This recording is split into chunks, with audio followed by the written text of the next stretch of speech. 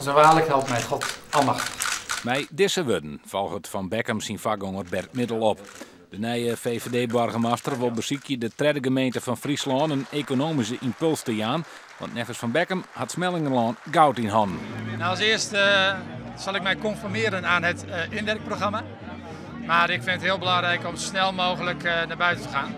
En zo naar de dorpen. Seert Van Beckham wie jeder wethouder in Berkel en Rodenrijs. Daarna wie de zonie burgemeester in Greenslaan. En nu gaat de jonge ambitieuze burgemeester op de knibbels. Voor wethouder Nieske Ketelaar om zo het ambtsket om te krijgen.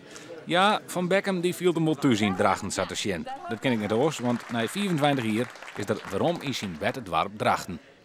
Er is heel veel veranderd. En weet je, mijn ouders die wonen hier. Dus wij kwamen hier altijd nog. Sterker nog, ik denk, al de pakken die ik heb ik hier gekocht. En dat weten ze ook wel. Ja, je hebt zo je winkel hier. Dus ik ben nooit echt geweest. Maar al die nieuwe wijken, waar je eigenlijk dat normaal gesproken in kwam. Nou, er is wel veel gebeurd. En die gaan we allemaal ontdekken.